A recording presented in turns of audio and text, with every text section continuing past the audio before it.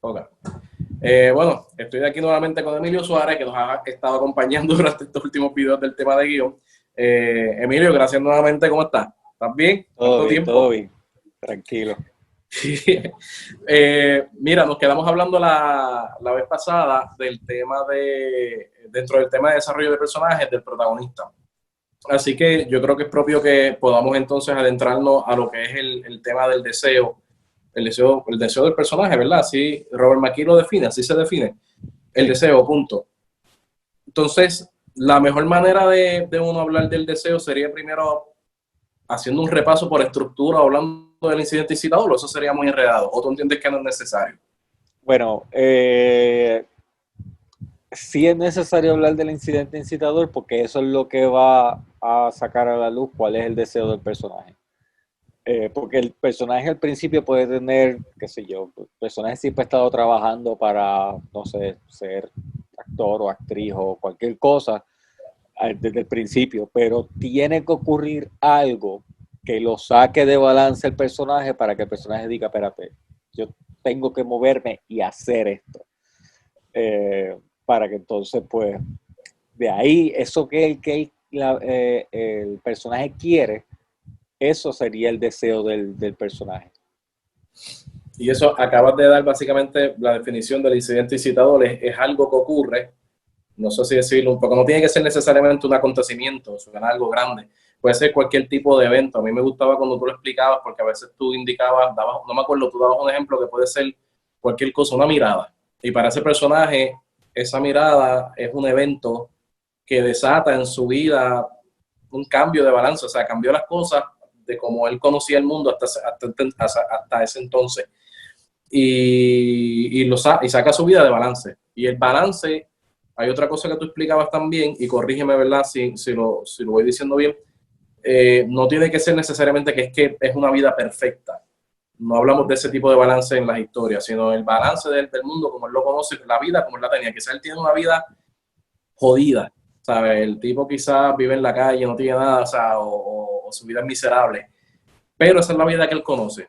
Y ese es el balance que él tiene dentro de su vida, a lo que él está acostumbrado y a lo que él ya, no sé si decir, ¿verdad? Sí, está acostumbrado. Yo no sé si sería una buena manera o hay algo que tú añadirías o cambiarías de lo que yo diría, de Para lo que que acabo de sea decir, más, perdón. para que sea más fácil tal vez entenderlo, porque una de las cosas que suele pasar mucho es que cuando estamos hablando de guión o estamos hablando de historias que estamos escribiendo y todo eso, nos separamos a nosotros mismos de lo que estamos escribiendo. Y claro, sí, pues nos separamos porque no nos estamos escribiendo nosotros, pero el punto no es ese, el punto es que la historia y los personajes son metáforas de lo que ocurre a diario en el mundo y de lo que somos nosotros como seres humanos. So, tenemos que entendernos nosotros para poder entonces, en base a eso, o sea, una vez nosotros sepamos cómo el ser humano funciona, pues cómo entonces nuestros personajes van a funcionar. Aquí, por ejemplo, lo que tú estabas hablando del balance, quiere decir que la vida de personas al principio no necesariamente quiere decir que está bien y de repente algo malo pasa. Porque la gran mayoría de nosotros, si no todo el mundo, de alguna manera u otra tiene problemas. Hay personas que tienen deuda, hay personas que tienen que ir a trabajar un trabajo que odian, hay personas que, no sé, los acabaron de dejar el día antes o lo que sea, pero todos los días se levantan a seguir su rutina. So, es un balance que hay. Siguen para adelante, la vida les apesta o tal vez le están pasando cosas malas, pero saben dónde están las cosas, saben cuán mal están. Es como cuando le dicen a alguien, recoge tu cuarto y tú dices, hay un reguero, pero yo sé dónde están las cosas. Es algo así. De repente algo pasó. ¿Qué pasó? Que entró al cuarto y nunca encontró la cosa que necesitaba exactamente para poder seguir con su vida. Y eso lo saca de balance. Eso dice, esto nunca me había pasado, no se supone que esto esté pasando y yo tengo que hacer algo al respecto. Y eso que ocurre, que saca el personaje de balance dependiendo qué tipo de personaje sea, porque el incidente incitador tiene que estar directamente eh, conectado con el personaje. Tiene que ir en base a quién el personaje es, cuáles son sus creencias o sus ideales o sus valores, para que entonces funcione con él, que no sea que tú pues, puedas sacar el personaje y poner otro y siga funcionando igual. Hay veces que obviamente, y sé que estoy hablando ahora un montón, pero estoy todavía en el mismo punto. A veces necesitamos cambiar nuestro protagonista porque no nos está funcionando y vemos que otro personaje sí no funciona. Pues uno como quiera hace unos ajustes en el incidente incitador o en el protagonista nuevo que pusiste para que puedan conectar bien. Una de las cosas que, por ejemplo, Robert McKee habla es que, o cuenta, es que para los tiempos medievales, lo que se conoce hoy día como la psicología, antes se hablaba, estas personas, estos eruditos, todos se concentraban en un sitio y empezaban a imaginar cosas, problemas, y les ponían como que vamos a usar ángeles o demonios o dragones o lo que sea, simplemente para poner ejemplos de cómo funciona algo. Y ellos inventaron esta figura, este animal que era como que el gusano del pensamiento. Y el gusano del pensamiento tenía unos poderes en específico. El poder específico era que podía entrar en la cabeza de cualquier ser humano y saber todas las debilidades, toda la fortaleza, todo lo que, las cosas más oscuras que, por ejemplo, tú o yo podamos esconder de nosotros mismos, que nadie sepa, ese gusano del pensamiento lo podía hacer. Y tenía un poder adicional, que podía crear algún evento fuera de uno que estuviese ligado a tu personalidad para que tú crecieras como ser humano y te convirtieras en lo que se llamaría un ser humano completo. Eso es lo que nosotros somos, el gusano del pensamiento, los escritores. Y eso es lo que hacemos. Nos metemos en la cabeza de ese personaje, tratando de saber todo lo que hay dentro de ese personaje, y en base a quién es y sus miedos y su fortaleza y todo, nosotros creamos un evento que es ese incidente incitador para moverlo, jamaquearlo y que diga yo tengo que hacer algo por mi vida y seguir y crear entonces la historia. Ok.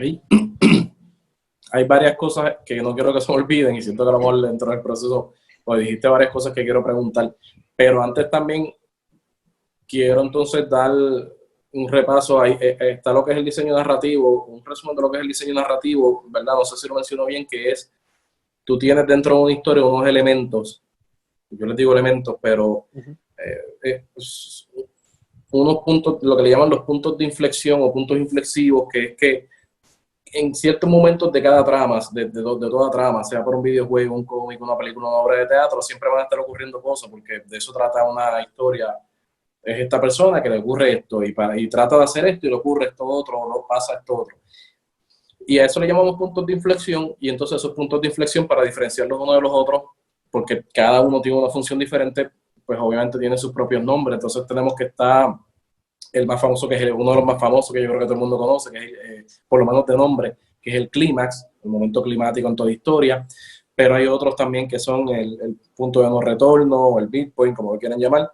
Y dentro de todos esos puntos, el primero, y creo que dicen que es uno de los más importantes, si no el más importante, es este que estaba explicando, que es el incidente incitador, que es Sí. el primer evento grande, porque antes a lo mejor van a pasar eventos o cositas dentro de la historia, problemas con los que se va a encontrar el personaje, pero es el incidente incitador que cambia la vida del personaje, como le da ese giro.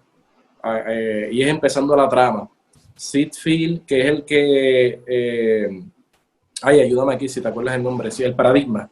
Sid Field saca el paradigma, y en el paradigma de Sid Field lo interpreta mayormente, o en su libro inicial lo interpretaba en base a... Esto es una película de 90 minutos, los plot points, y tienen que quedar en ciertos momentos específicos. Por ejemplo, el incidente incitador debe estar ocurriendo en la página 15. Y para el que es nuevo en guión, una página es equivalente a un minuto en pantalla, por ende estamos hablando del minuto 15. Así que en teoría, según Sitfield, el incidente incitador debe estar ocurriendo en los primeros 15 minutos de película, de la trama. Obviamente Robert McKee pues lo trabaja de otra manera, de hecho, más partiendo del personaje, cuando sea necesario para la historia, y obviamente llevado por el personaje. Pero tenemos ahí, por ejemplo, eso que es el incidente incitador. ahí añadiendo algo de Sitfield, Sitfield lo ponía más en el punto de que cada 15 minutos en la historia ocurriera algún evento para no aburrir al público. Lo cual está chévere, está nice, pero estás perdiendo la cuestión de lo que está ocurriendo en la historia. Entonces uno se enfoca más en hacer... está lloviendo bien fuerte aquí, molesta en el audio. No sé, no lo escucho. Ok, está bien, pues seguimos aquí. Y no sé, bueno, sí, espérate, sí se escucha, pero no molesta, o sea, no está tan presente. Ok, pues uno lo que... Yo recuerdo que cuando yo empecé a comprar todos los libros de Sitfield, que eso fue cuando yo empecé, que estaba Borders, y estaba la esquinita en Borders donde estaban todos los libros de guión y de cine en Plaza de la América. Pues una de las cosas que yo hacía, no quiere decir que porque yo lo hice todo el mundo lo va a hacer, pero era, ok, quiero hacer esta historia, voy a poner página 1, página 15, página 30, y déjame poner cosas importantes que pueden pasar ahí, y después tengo que rellenar. Entonces, está bueno para beginners, porque no voy a decir, tú y yo empezamos por ahí, y ahora estamos en otro nivel. Eso no quiere decir que sea malo. Es un buen punto cuando uno está bien perdido y uno no sabe qué hacer. Pero uno tiene que tener en consideración que la historia importa porque los personajes importan y porque lo que está ocurriendo con el personaje y los plots y todas esas cuestiones es importante para decir algo, no simplemente para rellenar blancos en un punto y simplemente después ver cómo yo conecto el punto, la página 1 con la página 15. Robert McKee, por ejemplo, él habla del incidente incitador en cuanto a dónde ponerlo. Él lo pone dentro de, en vez de página, él habla por ciento. Y es porque, pues, como estábamos hablando ahorita antes de empezar a grabar, esa cuestión de que un minuto es igual a una página puede variar muchísimo. No está, como sueles decir tú, no está escrito en piedra. Que la gente no lo vaya a tomar como que eso es algo que siempre es así, porque no lo es. Está bien que lo cojas así porque te va a ayudar, les va a ayudar a las personas a saber más o menos cuánto uno está escribiendo y cuán largo va a ser más o menos la historia, pero mientras uno va aprendiendo uno se va dando cuenta que hay cosas que pueden variar. Él lo pone más como que por ciento y para mí me ayuda más en por ciento porque no estoy pendiente a cuántas páginas tengo. Por lo menos en los primeros 25% de la historia en algún punto tiene que estar ese incidente incitador y no necesariamente en el 15%. El incidente incitador va después de que tú conoces suficientes acerca de tu personaje como para tú poder ver que ese evento que ocurre es importantísimo para el personaje, lo saca de su balance y tiene que hacer algo al respecto. El incidente incitador puede estar más lejos, puede estar casi en la página 30, como puede estar desde los primeros 5 minutos. Como en esta película Kramer versus Kramer,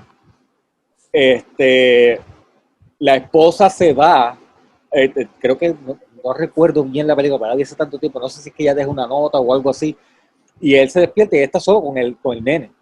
Ya él tiene el mega problema. ¿Por qué? Porque nosotros como audiencia no necesitamos ni siquiera conocer a la mamá para entender que el tipo es un tipo que es un workaholic, que no sabe mucho bregar en la cocina y no sabe cómo mantener a su hijo porque se supone que lo haga la esposa. Y podemos como que de alguna manera conectar, como que el tipo está en aprieto. Yo quiero ver cómo él va a salir de eso. Ya tú no necesitas saber más nada. Y ahí, con ese incidente incitador, tú puedes continuar tu historia. Lo importante del incidente incitador es eso, que sea algo que lo saque de balance. Donde tú lo pongas en ese primer acto o en el primer 25 a 30%, depende de cómo tú escribas a tu personaje. Los 3 ejemplos que yo utilizo, que yo creo que los aprendí por ti o entre los libros de Robert McKee o talleres, pero me acuerdo que los llegué a hablar contigo bastante y contigo los discutía cuando me ayudaste a hacer los talleres de guión que dábamos en el conservatorio. Era el de E.T., E.T., la película de E.T., que el protagonista es E.T., lo que le cambia la vida al protagonista E.T. es que se queda en la Tierra y eso ocurre a los 3 minutos, 2 minutos, 5 minutos como mucho, empezando la película. No sabemos nada de ti, lo que sabemos que es un extraterrestre que está en la Tierra. No sabemos más nada, no hay más nada que saber, pero ahí tenemos el incidente incitador y sabemos que es algo que le cambia la vida para siempre. Y lo tenemos empezando la película. Tenemos el caso de Jaws, la película de Jaws, que creo que ocurre a los 17 minutos, casi a los 15 minutos, que es el ejemplo perfecto quizás para Sitfield, porque cae más o menos según él. Y es que yo nunca estoy claro si eres un sheriff, ¿verdad? Él es el sheriff como que del pueblo. Sí. Él es testigo del ataque del tiburón, porque el primero él sabe, él sospecha, pero no tiene la certeza y aquí lo ve, pues, y con todo su temor se vuelve realidad. Así que vemos con el famoso tiro vértigo ese, el momento exacto del incidente incitador en ese filme, y ocurre por ahí a los 15, 17 minutos, si mal no recuerdo. Pero entonces, lo que tú estabas indicando ahora, que nuevamente no necesariamente tiene que caer ahí, puede caer más temprano como Niti o posteriormente. Por ejemplo, yo me acuerdo que descubrí el de Back to the Future por ti, que es cayendo casi a los 30 minutos. Le matan al Doc frente a, o sea, frente a Marty, o sea, entonces la vida de Marty cambia. Y eso está ocurriendo, creo que a los 28 minutos, si mal no recuerdo. Y el caso quizás más o uno de los más que tú dices, wow, bastante lejos, es el de Rocky. Que Rocky ocurre, yo creo que casi a los 60 minutos. Que es cuando por fin se le presenta la oportunidad, le presentan la oportunidad de que, y él hace, o sea, de que, como que dice, se pega en la lotería, vas a tener tu oportunidad de oro para hacer lo que siempre has querido hacer y pelear contra uno de los mejores boxeadores del mundo. Ahora, todos esos son ejemplos del incidente incitador, pero en diversos momentos. Uno que ocurre casi a la hora de la película y otro que ocurre empezando el filme.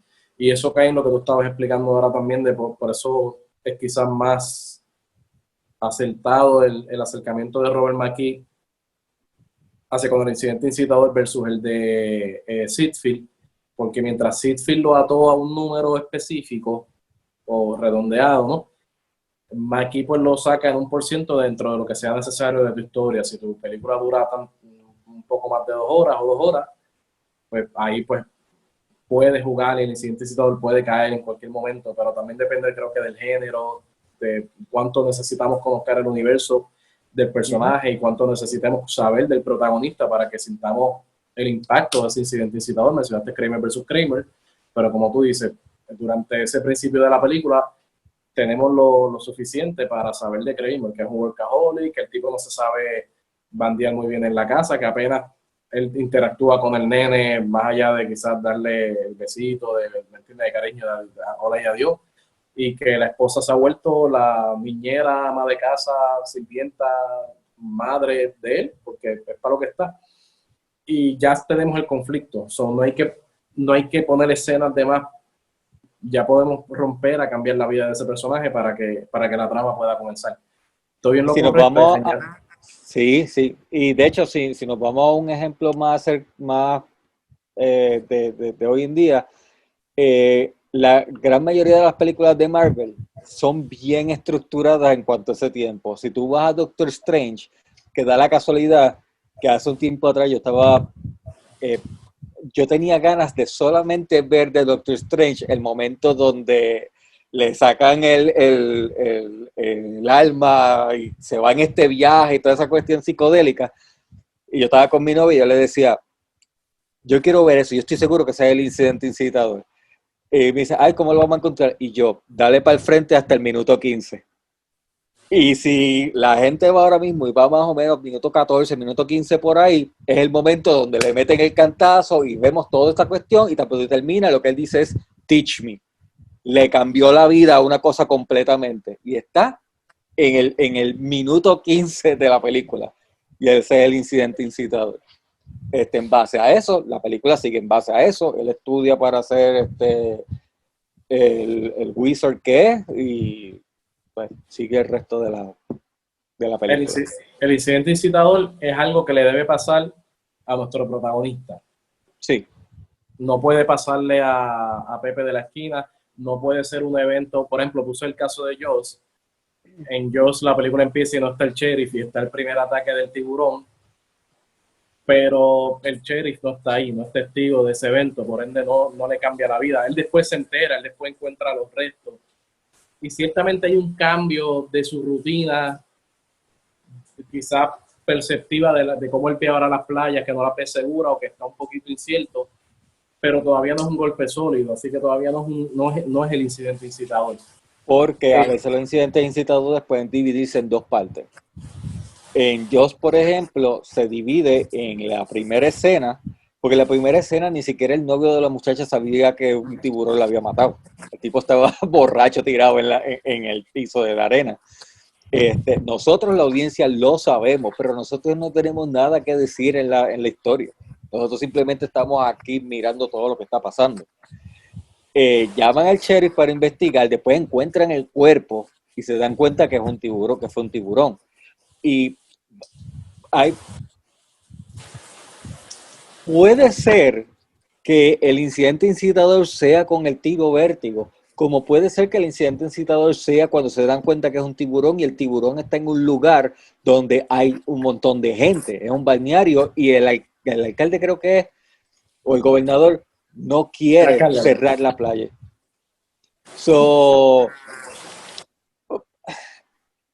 No quiero tampoco que parezca que hay unas cosas en específico de que es, qué sé yo, Robert McKee dijo que era esto, pero Sitfield dijo que era esto otro. En realidad eso no importa, lo que importa es que uno entienda cuál es el motivo del incidente incitador. Y si tú crees que el incidente incitador es cuando encuentran el cuerpo de la muchacha y si otro piensa que el incidente incitador es con el tiro de ese vértigo, ¿cuál tú crees que funciona? ¿Cuál te llega a ti?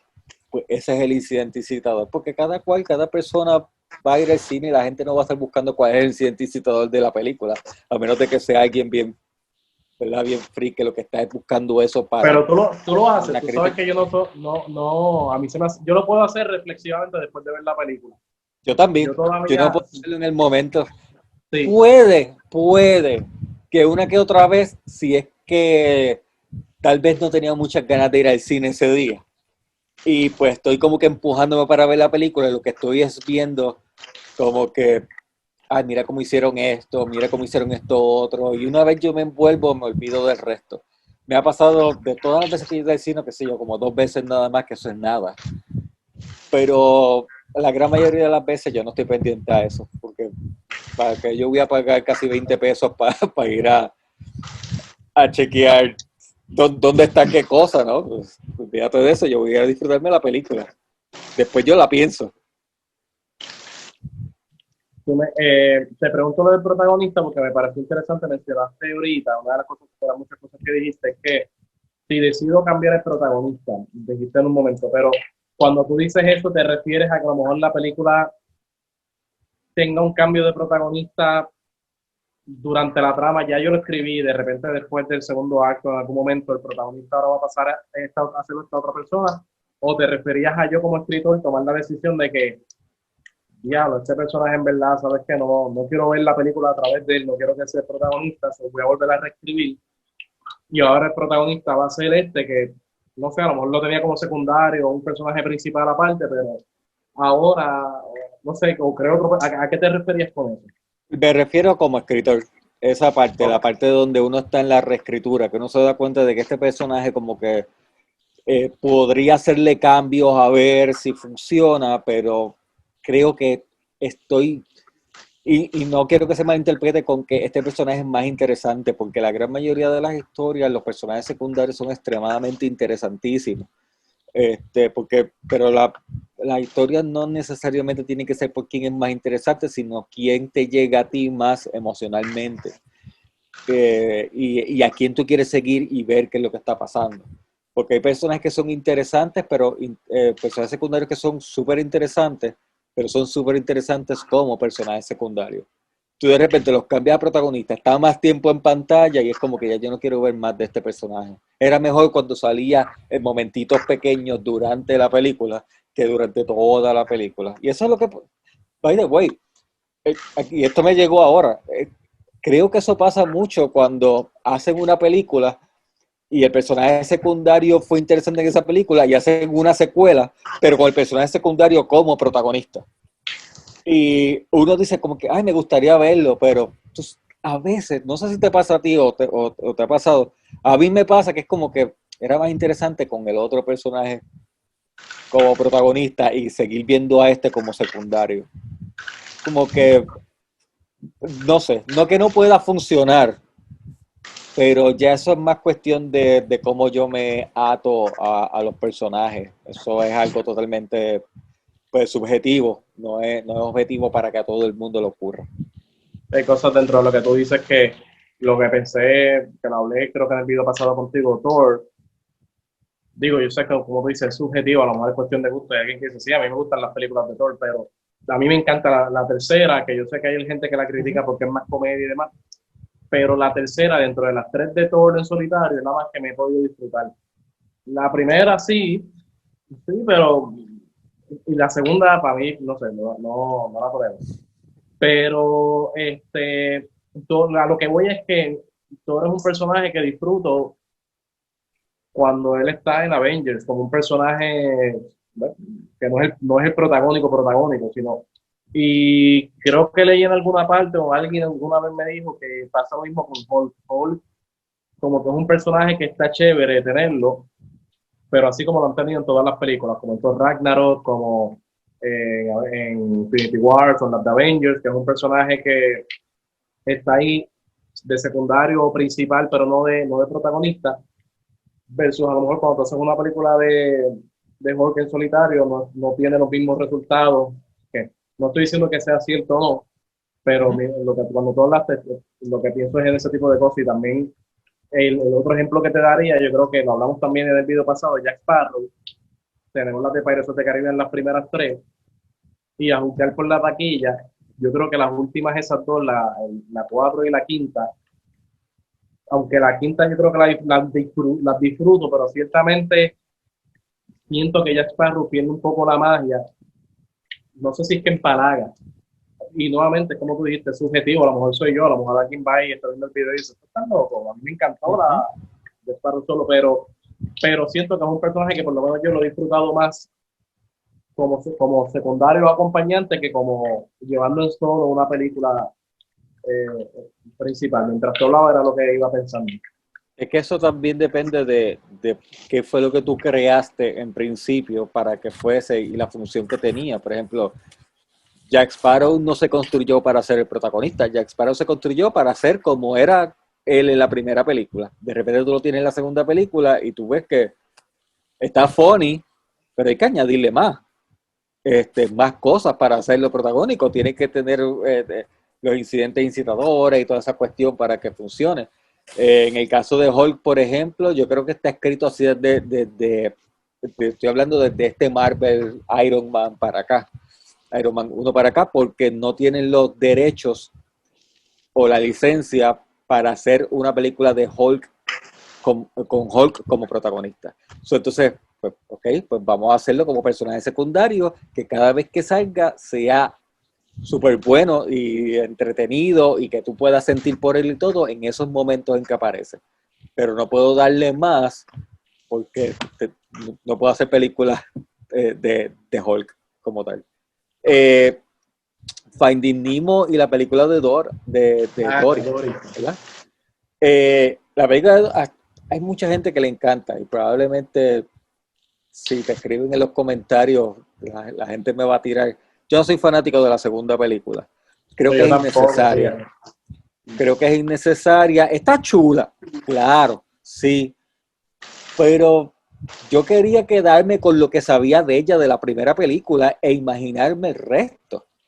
De las cosas que contaba, porque esa es parte del show, esa es parte del chiste. Lo que está contando, ¿de verdad pasó o no pasó? Porque ella no se acuerda de nada, todo se lo olvida. Pero, para yo mismo callarme la boca, que en estos días que te conté en uno de los pasados vídeos que yo vi todos los 12 seasons de Big Bang Theory, yo decía, yo no quiero ver la serie de John Sheldon. Y porque yo me quiero quedar con las historias que contaba Sheldon en Big Bang Theory de lo que pasaba. y vi los 3 seasons de Young Sheldon en nada y me lo disfruté. Estoy loco porque saqué el season 4 porque está genial. O sea, una cosa no tiene que ver con la otra, por eso estamos hablando ahorita que esto es totalmente subjetivo.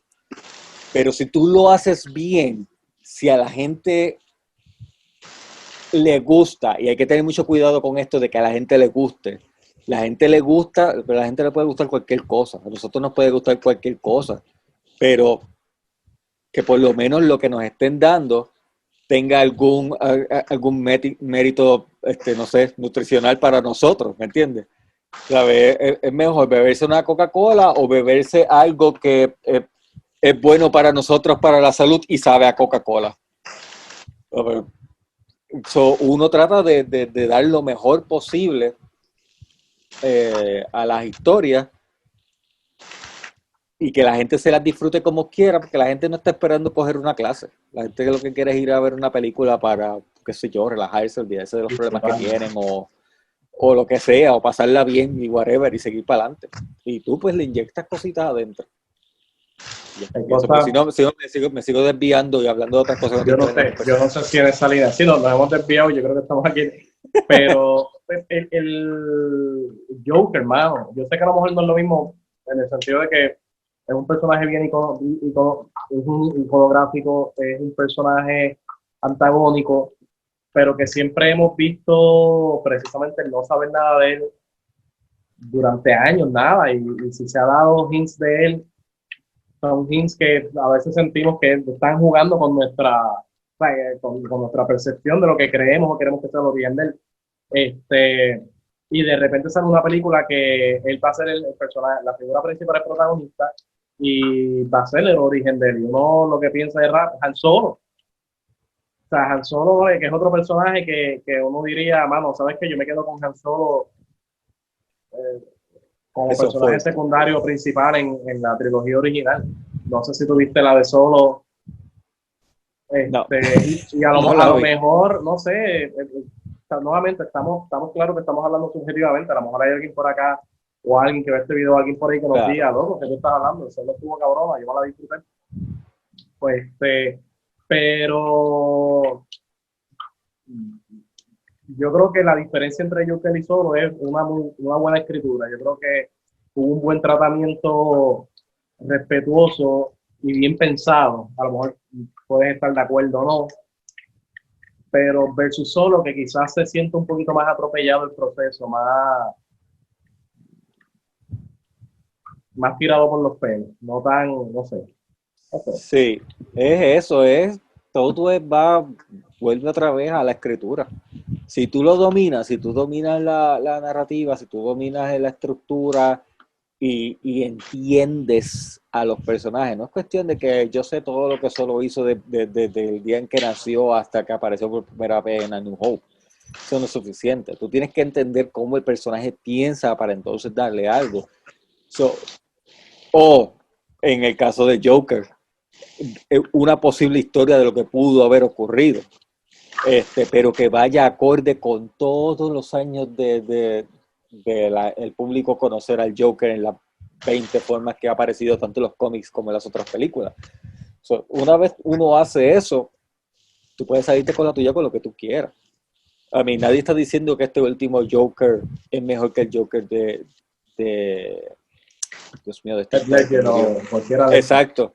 Que la gente suele decir es que son dos Jokers distintos y sigue siendo el mismo personaje, pero la escritura estuvo tan buena, y no solamente la escritura, también obviamente, ¿verdad?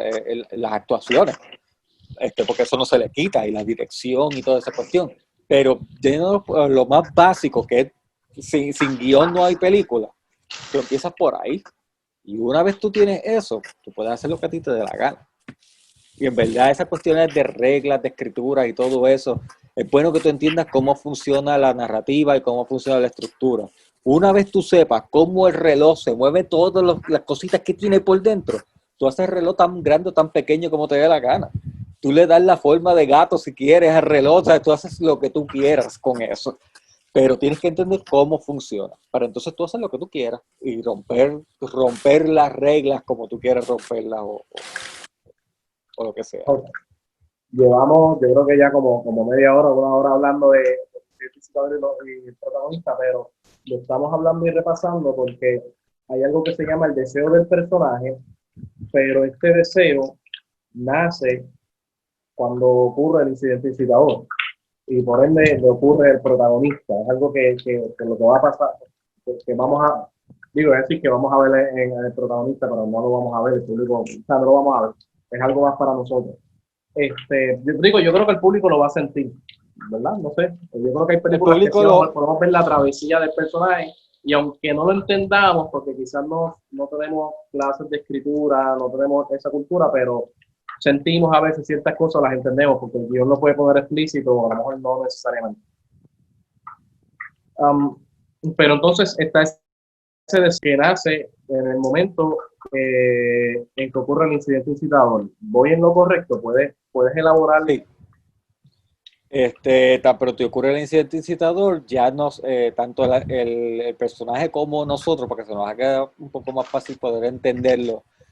Nosotros sabemos como que, le pasó esto, vamos a ver cómo logra obtener lo que quiere o lo que necesita, lo que el personaje cree que necesita para poder resolver el gran problema que tiene. Por ejemplo, volvemos al ejemplo de Doctor Strange. Tú conociste a Doctor Strange, sabes que Doctor Strange es medio egocéntrico, pero un duro, trabajando con sus manos y todas esas cuestiones. Tiene este accidente grave y trata de buscar ayuda. Sabemos que eso es lo que está tratando de hacer, buscando ayuda. De repente se encuentra en este lugar, le encuentran esto que va a total oposición a lo que él siempre ha aprendido toda su vida, que es ciencia, aunque lo que pasa en la parte esta mágica sigue siendo ciencia. No estamos aquí para discutir esa parte. Es simplemente que él está viendo algo que él simplemente piensa que es totalmente imposible, y él lo que dice es: enséñame. Si yo puedo lograr esto, yo puedo lograr otras cosas. Ya nosotros como audiencia estamos viendo como que yo quiero que él logre aprender, ¿verdad? Y poniendo aparte la gente que diga: yo quiero que ya sea Doctor Strange, porque ya conocen que él va a convertirse en Doctor Strange. Pero puede contarse también. Eso es lo que él quiere. Él no sabe que se quiere convertir en Doctor Strange, el personaje con su capa. Pero sí que pueda tener estos poderes. Y eso es lo que se le conoce como el deseo consciente del personaje. Y es consciente porque el personaje sí sabe qué es lo que quiere, o piensa que eso es lo que él quiere. Eso no necesariamente quiere decir que le va a dar al final lo que él desea, porque con ese deseo nace lo que es lo que se le llama el objeto de deseo, que es como que tengo el deseo de hacer esto para obtener esto. Una vez llega el incidente incitador, que sale ese deseo consciente del personaje, hay que ver si al final de la historia logra tenerlo o no tenerlo.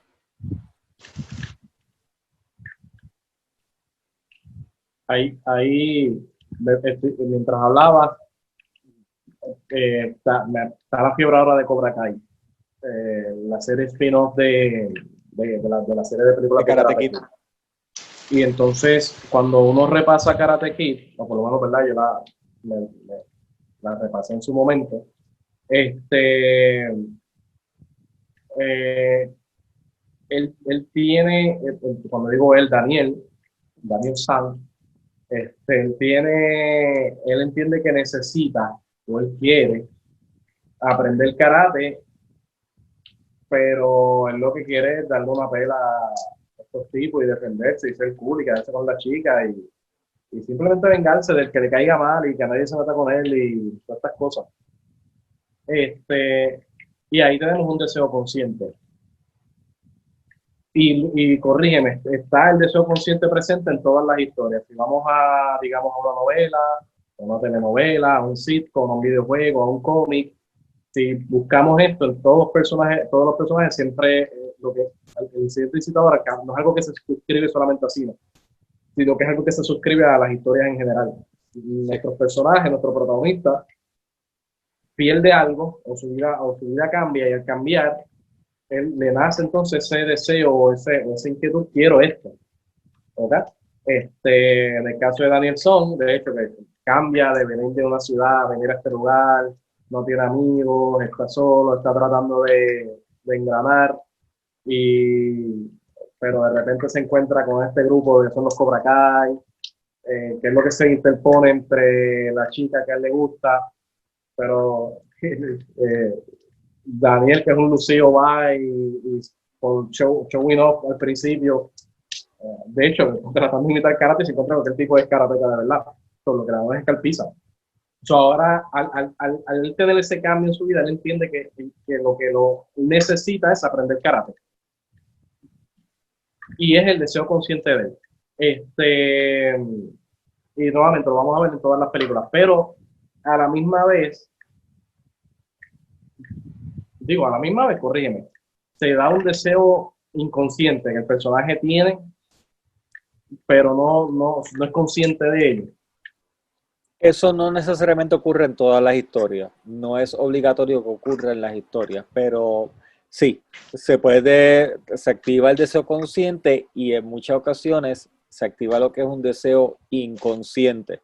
El personaje no lo sabe, o por lo menos el personaje tal vez no lo toma tan en serio, porque es como que no, yo lo que necesito es aprender karate, o sea, yo no necesito hacer otra cosa más con mi vida, yo lo que necesito es salir para adelante. En Rocky, por ejemplo, el deseo consciente es tener una oportunidad de ser alguien. Y su deseo inconsciente es como que tal vez darse la oportunidad de hacerlo. Esas cosas, los deseos conscientes e inconscientes tienden a estar en contradicción. Cuando están en contradicción, la historia se hace más interesante o más compleja porque creo que estoy al revés en tu pantalla, vamos haciendo esto poco a poco y pues uno está como que, pero ¿qué va a pasar con el personaje? ¿Logrará hacer esto? ¿Logrará hacer lo otro? Simplemente piensa en que solamente tenga un deseo consciente y vaya directamente ahí a ese deseo, lo logrará o no lo logrará. Y puede ser extremadamente entretenido y la película puede ser genial, puede ser muy buena. Pero también está la opción de ponerle un deseo inconsciente, que es otra cosa que se contradiga con lo que quería hacer. Y eso es simplemente hablando de deseos, porque hay otras cosas más que van a salir. Sí. Dices que no siempre hay un deseo inconsciente y el deseo consciente siempre va a estar ahí. Tiene que estar ahí. Incluso aunque el guionista o el escritor no haya estudiado esto, aunque el guionista o el escritor no lo ponga, automáticamente está al crear el incidente incitador, le estás creando una necesidad al personaje, aunque tú conscientemente no estés escribiendo pensando en eso, pero ya hay una necesidad que él es parte de la trama. Él quiere esto, él quiere llegar a esto. Y de eso sí. Básicamente es la película. Él buscando recuperar o obtener o alcanzar esto que él quiere. Que nace a partir del incidente incitador. Pero el deseo inconsciente no es necesario, no es que tu película sea mejor o peor si no lo tiene. Es como algo que puedes poner y que con lo que tú puedes navegar y quizás, no sé si dependiendo del género se vea más beneficiado que no, por ejemplo un drama, aunque no necesariamente un drama para ser bueno tenga que tener un deseo inconsciente, pero con un deseo inconsciente tú puedes profundizar o ir a otras partes que quizás simplemente con un deseo consciente, no sé si eras tú o Rafi Mediavilla, que hablaba de, por ejemplo, usualmente las películas de James Bond, las de antes, antes de la, Dios mío, de la actor de ahora, antes de Daniel Craig. Gracias. De ahí para abajo, antes de él, James Bond parece ser este personaje que tiene solamente un deseo consciente, más nada. Y su deseo consciente, corrígeme a ver, aquí yo siempre, esta es la parte que yo olvido, yo no sé si su deseo consciente o si varía en cada película, pero creo que completar la misión. Salva el mundo por default, sí.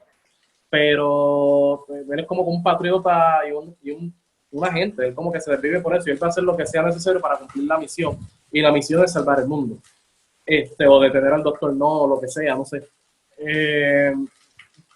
y él va a hacer lo necesario por la misión dentro de, ¿verdad? De la agencia en la que él trabaja. Pero eso parece que, mientras que eso sigue siendo cool, lo vemos, lo disfrutamos, conocemos al personaje, cada actor le dio su interpretación, pero entonces tenemos estas últimas en donde sí parece tener, sí por primera vez, me parece, ¿verdad? Por lo menos en el cine, que le han dado o han intentado darle deseos inconscientes. Entonces tú tienes un personaje que ahora quizás un poco más psicológico y más dramático, o punto, sí, más, donde ya no solamente él se va a acostar con esto, sino que ya tiene esta backstory, estamos hasta profundizando dentro de lo que había sido su familia, su pasado, sus orígenes, etcétera. Y a lo que voy es con eso, no necesariamente hace un personaje bueno o malo, pero lo tienes ahí con James Bond.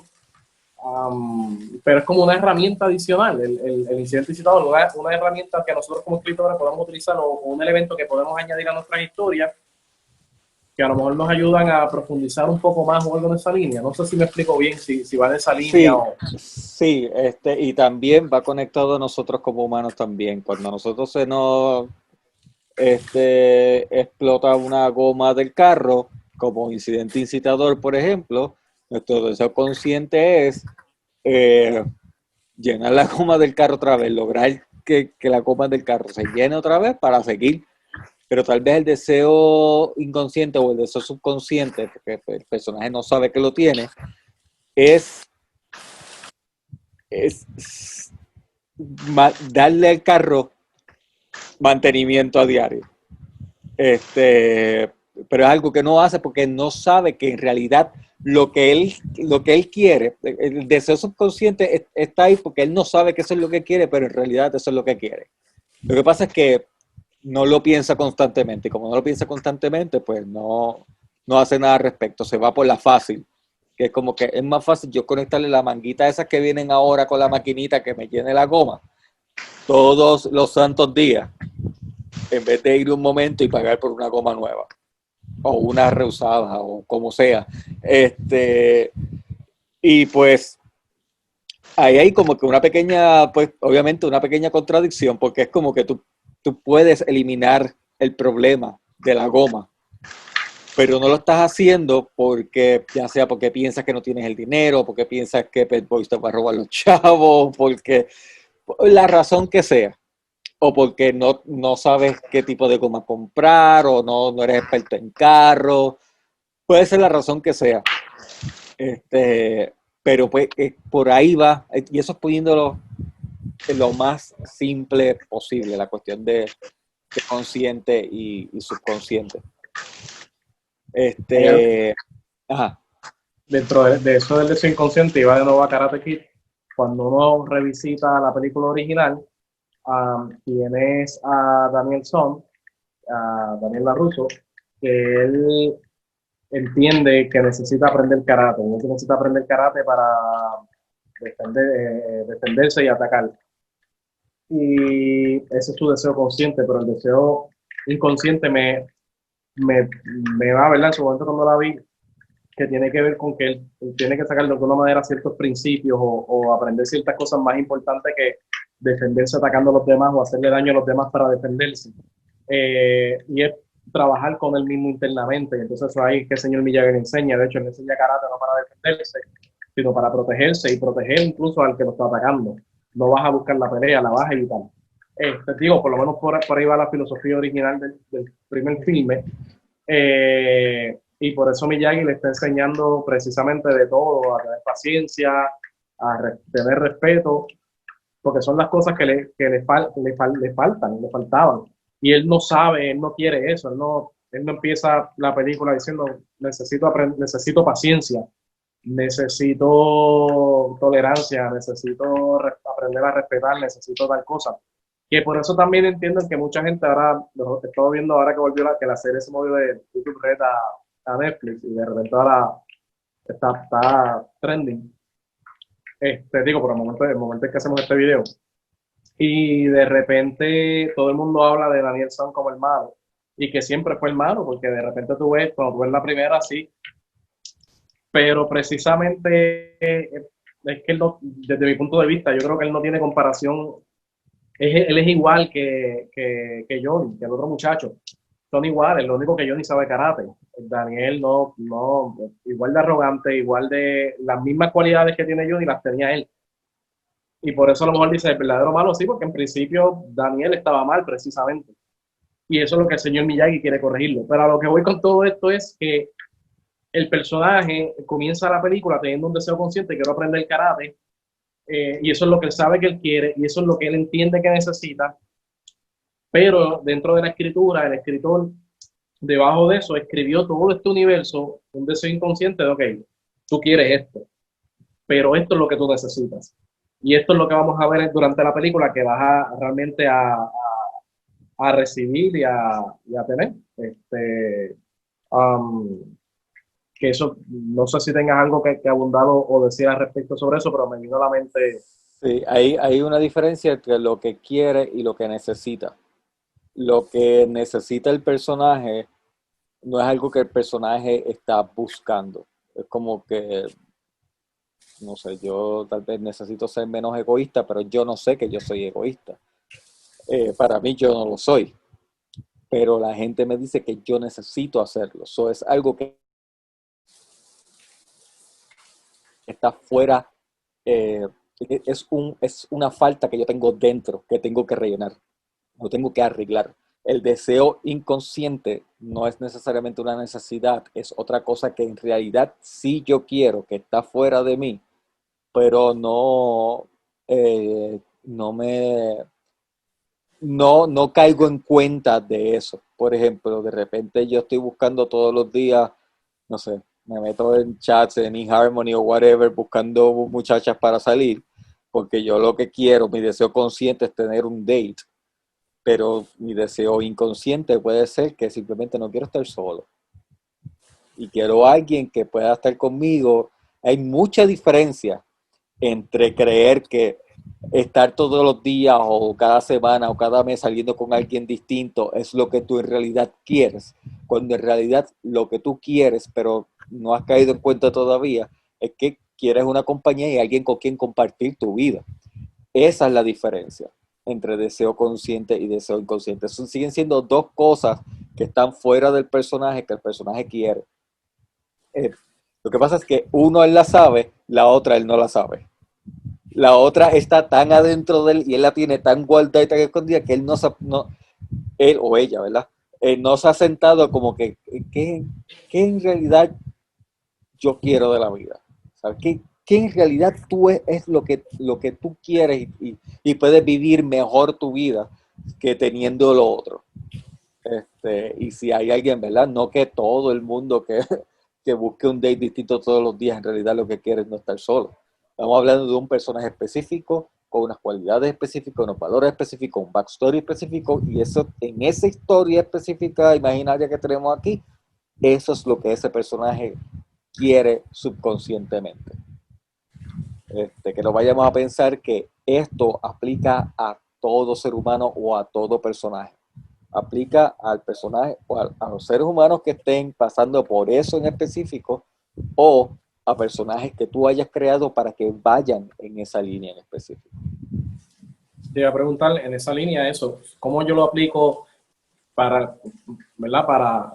Hemos hablado durante todo este tiempo para llegar a esto del deseo consciente e inconsciente dentro de verdad, de la creación del personaje, del desarrollo de la historia, y para el público principal, que serían los estudiantes míos del liceo, el grupito de los sobrevivientes, cómo uno aplica esto en su historia. Por ejemplo, es algo que antes de yo sentarme a escribir, debo tener exactamente claro. O sea, tengo que decir, ok, quiero ponerle un deseo consciente y va a ser este. Y quiero ponerle un deseo inconsciente y va a ser este.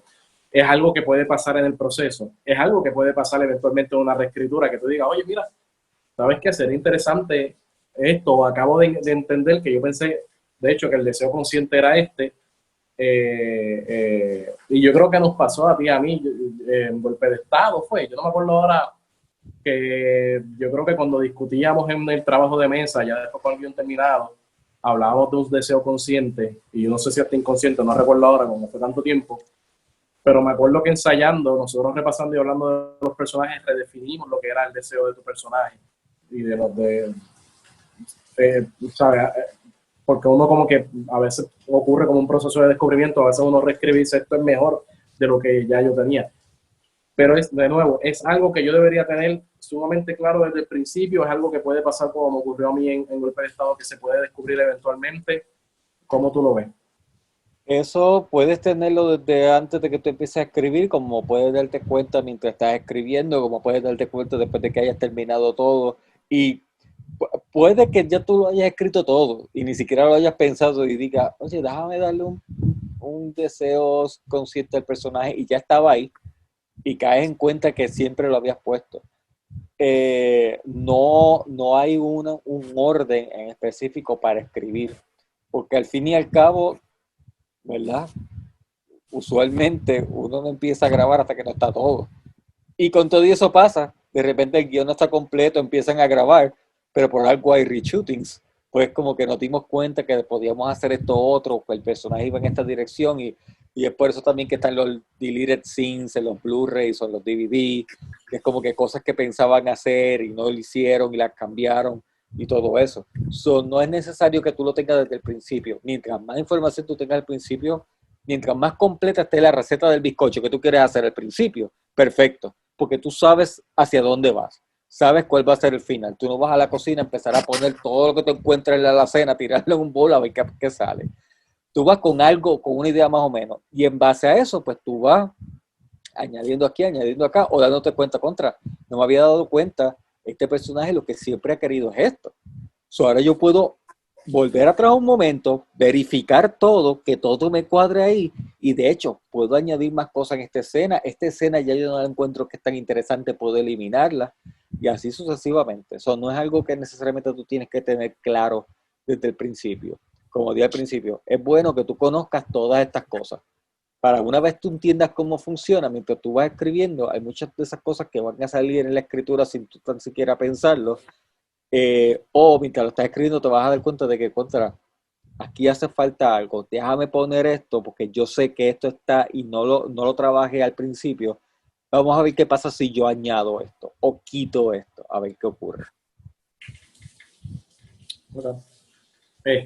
No sé si hay algo más que debamos añadir del deseo, quizás que se me quede y no lo esté contemplando ahora, pero yo entiendo que hablamos, ¿verdad?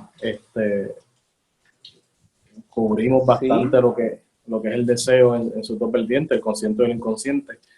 y el Este, incidente citador. y el incidente incitador.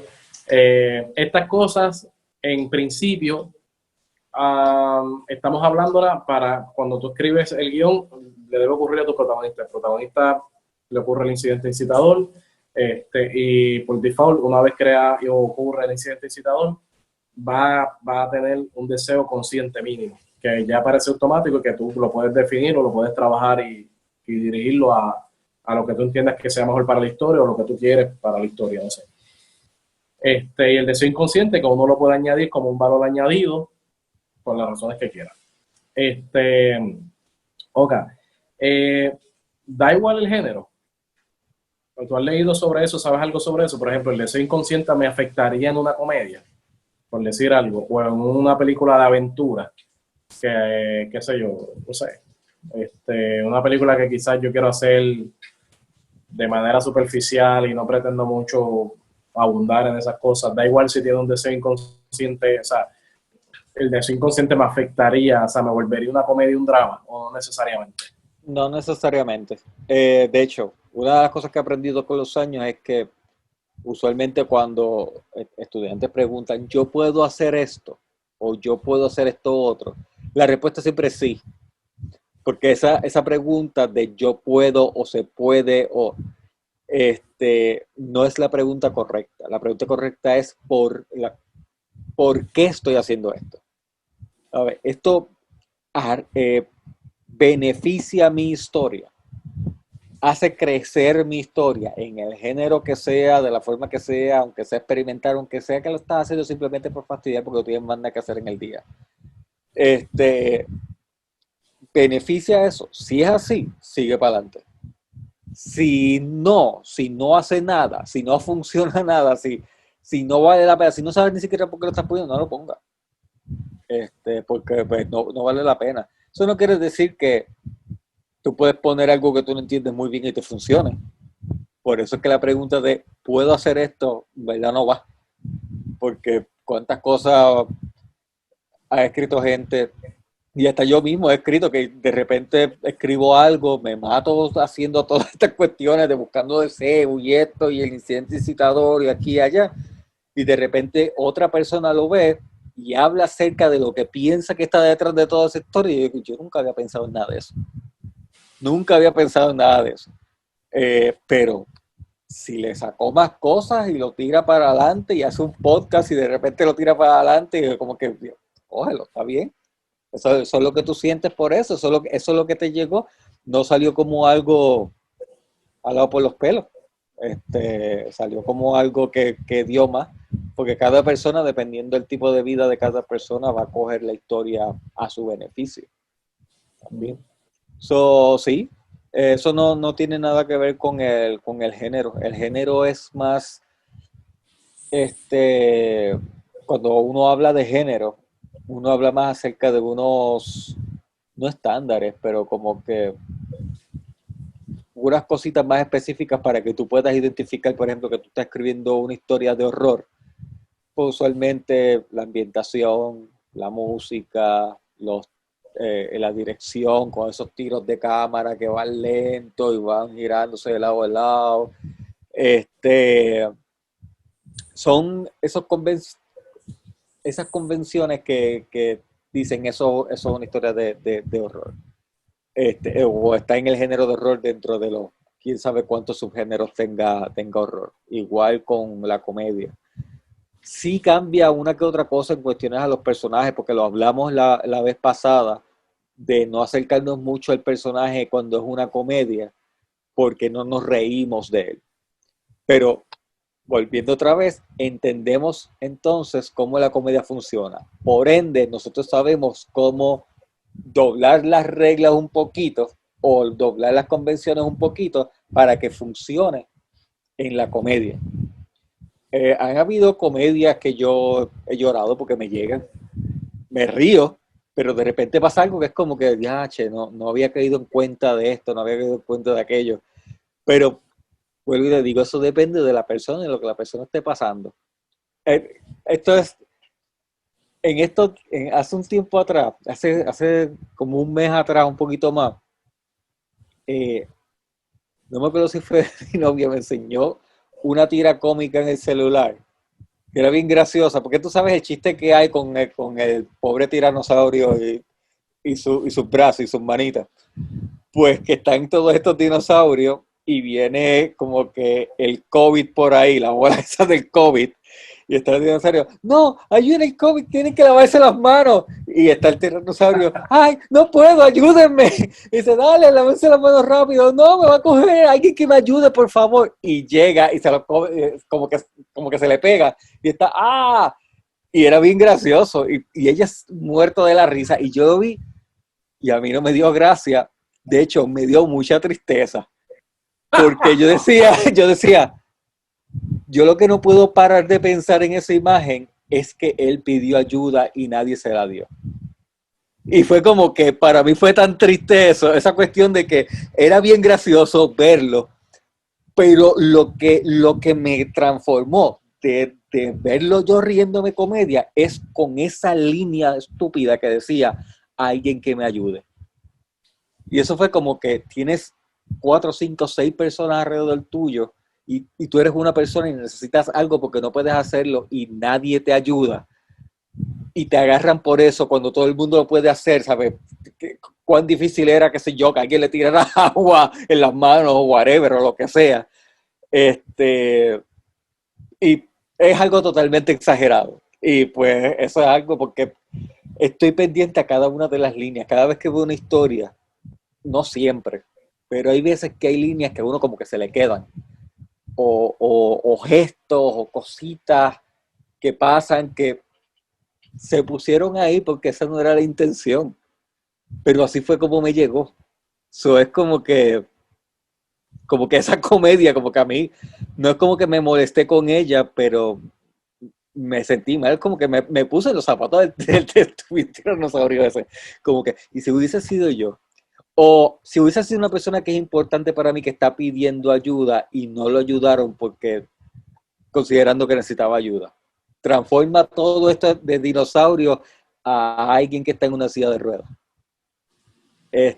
O alguien que tiene problemas para caminar, o alguien que es ciego, ¿me entiendes?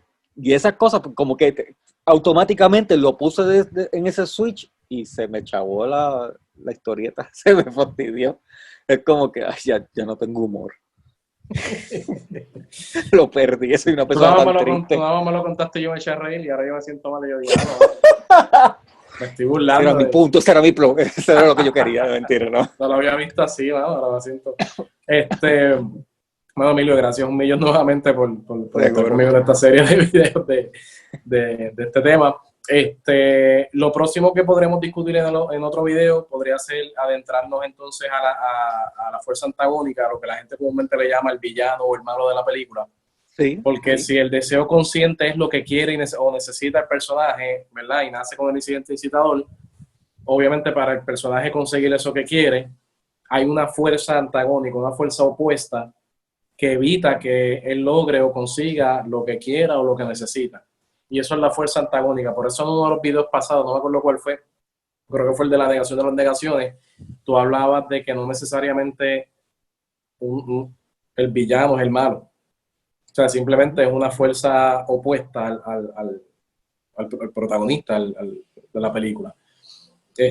Porque básicamente es un obstáculo que tiene que pasar nuestro héroe, nuestro protagonista, para conseguir lo que quiere y lo que necesita, y el malo está ahí, sea porque el malo quiere hacerle daño, sea porque el malo quiere joderlo, sea porque el malo quiere conquistar el mundo, o simplemente por ninguna de esas razones, simplemente porque es malo o no es malo, está como el caso. Yo creo que eso es lo que yo siento que la gente está descubriendo esto ahora, que los malos no necesariamente son malos. O sea, vemos una cara de la moneda, pero realmente si nos adentramos, como el caso de ay Dios mío, del mago de Oz, de la bruja, que quiere matar a Ajá. Dorothy. En Wizard of Oz, la bruja es la mala. Porque obviamente vemos durante toda la película que quiere matar a Dorothy. Pero no es hasta que vemos que viramos la tortilla que entendemos, pero coño, Dorothy acaba de tirarle una casa en la encima a la hermana de la bruja, le mató a la hermana.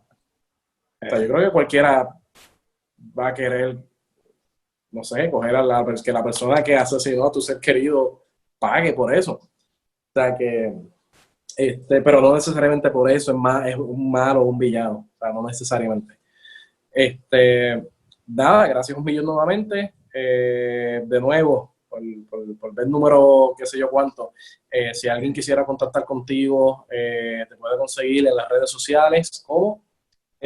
Facebook, por mi nombre, Emilio Suárez, Suárez con acento en la A. Por YouTube, el canal de YouTube que tengo, que hablo acerca de historia, de guión y de ideitas para guión. Emilio Suárez también con acento en la A. También en Facebook por Script Junkies.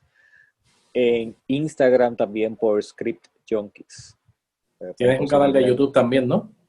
Sí, tengo un canal de YouTube con algunas puntos mucho más pequeños, pero más concentrados, o cositas que no suelen discutirse mucho en libros. Y son cosas que usualmente cuando estoy escribiendo es como que, pero ¿cómo yo podría hacer esto? ¿Cómo este personaje logró hacer esto con esto otro? Además de simplemente fue una gran escritura, o el escritor le quedó brutal, o qué sé yo qué, es como que nosotros podíamos pensar para tal vez llegar a eso. Es como que tirando hipótesis de cosas que pueden ser o cosas que tal vez puedan funcionar para lograr eso en específico. El canal de YouTube va más en esa dirección.